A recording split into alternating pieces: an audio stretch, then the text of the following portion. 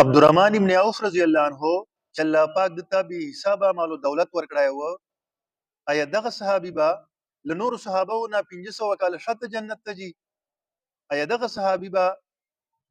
له نورو نه د خپل مال او دولت په وجه باندې شاته جنت ته ځي؟ عبدالرحمن ابن عوف رضی الله عنه چې د خپل مال او دولت چیرې هم په عیش او عشرت باندې نه د خرج کړای، د دین اسلام سربلندي باندې خرج کړای دا، نبی اسلام شو چې چولای دا، کونډروندو باندې خرج کړای دا، په صحابه باندې خرج کړای دا، په امهات المؤمنین باندې خرج کړای دا، مدینه انصارو باندې خرج کړای دا، په مهاجرینو باندې خرج کړای دا. ایا دغه صحابي به 500 کاله له نورو صحابو نه شاته جنت ته ځي؟ ایا دغه صحابي چې کله نبی علیہ السلام د تبوک جنگ په موقع باندې د چندې مطالبه وکړه، مدد یې وغوښته د مسلمانو او د رومیانو په منځ کې یو غټ جنگ سلای دا د تبوک په میدان چې نو یغه چې د رومیانو تعداد ډیر زیات و، اسلحه ور سره هر قسم جدید اسلحه ور سره، اسپې ور سره، اوشان ور سره، داسې چې کومه دي تعداد هم زیات و. نو نبی علیہ السلام د امداد مطالبه وکړه، نو حضرت عثمان غنی رضی الله عنه په سوانو اوشان ورکړل، اسلحه ورکړل، مال او دولت ورکړ. ایا دغه عثمان غنی رضی الله عنه بل نور صحابو نه جنت ته شاته دي؟ عبدالرحمن ابن عوف رضی الله عنه په دغه غزوه تبوک چې 200 اوکیا سونا د نبی اسلام په خدمت کې پیښ کړل، تقریبا 200 توله، نو یو توله قیمت موجوده ټیم چې 4.5 لک روپۍ دا، 4.5 لک روپۍ دا. اوستی حساب ورته ولګوا چې د 200 تولو بچوره قیمتي، نو دغه صحابي به له نورو صحابو نه 500 کاله شاته جنت ته ځي. دغه حساب کتاب به سختي ځکه به شاته ځي، نور بلاړ سي او دای په حساب کتاب کې مبتلا وي. او عبدالرحمن ابن عوف رضی الله عنه چې کله مدینه منورې ته ورسېد، نو الله پاک چې چور مال او دولت ته ورکړی و، هغه نیم مال د الله په لار کې صدقه ک. نو دغه صحابي به له نورو نه 500 کاله شاته جنت ته ځي. په مدینه منورې چې یو وری سخت قحط ولګېد، نیستی په چې جوړ اسلا، نو اوس و شان د دواله تجارت ول روان و، غله په باندې دا، سامانونه په باندې دي، هغه د ټول الله په لارې چې په غریبانو باندې تقسیم کړل، د مدینه په انصارو باندې په مهاجرینو باندې تقسیم کړل. نو آیا دغه صحابي به 500 کاله له نور صحابو نه شاته جنت ته ځي؟ د مقام او مرتبه بل نور صحابو نه کمي ولې چې دا شاته تلای دا. دغه عبدالرحمن ابن عوف رضی الله عنه چې حضرت عمر رضی الله عنه ته فرمایي چې ای عبدالرحمن ته خو په هر خیر چې لمور نه سبقت کوي، دا به اخر څه کیږي؟ تا مقام او مرتبه خو به لمور نه ډیر چیږي.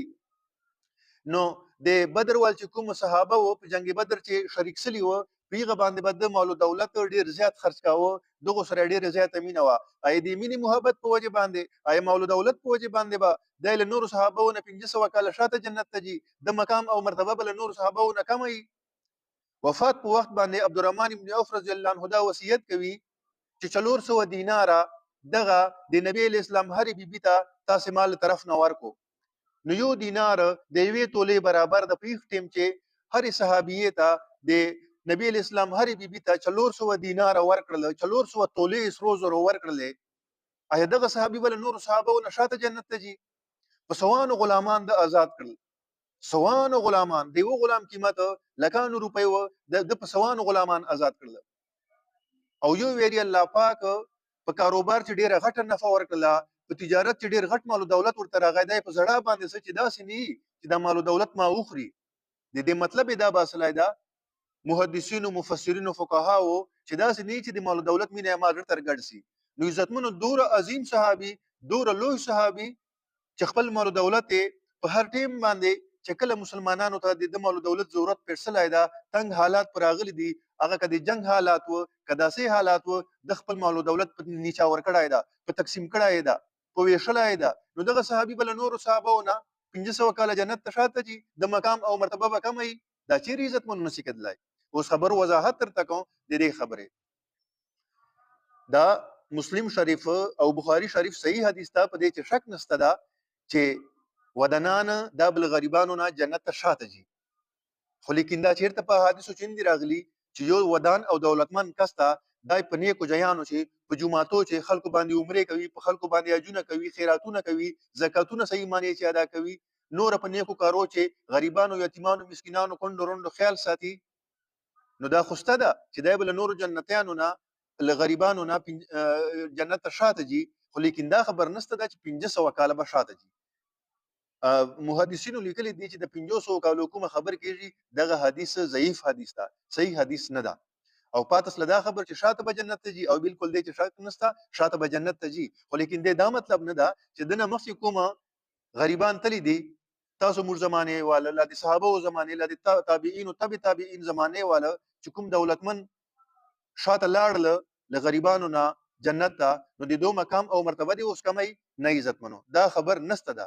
عزتمنو یو پروګرام ده، تاسو موږ په سترګو باندې وینو یو لیډر ته پروګرام سلای، نو دا واړه مجمع د عوامو ولا لمخ نه ورته ناست دی او لیډر له ټولو نه شاته راغی، یو ایم ان ای دا ایم پی ای دا منیسټر دا صدر دا وزیر اعظم دا هغه ته یو پروګرام سلای دا مجمع ورته ناست د پلکانو مجمع سکیورټي لګیدلې ده، د لواړو نه شاته راغی چو غنټې لیټ راغی. اوس دا مطلب څه چې د عوامو د عام خلکو نه بده د مقام او مرتبه کمی نه، لواړو نه به دوال مقام او مرتبه چیږي،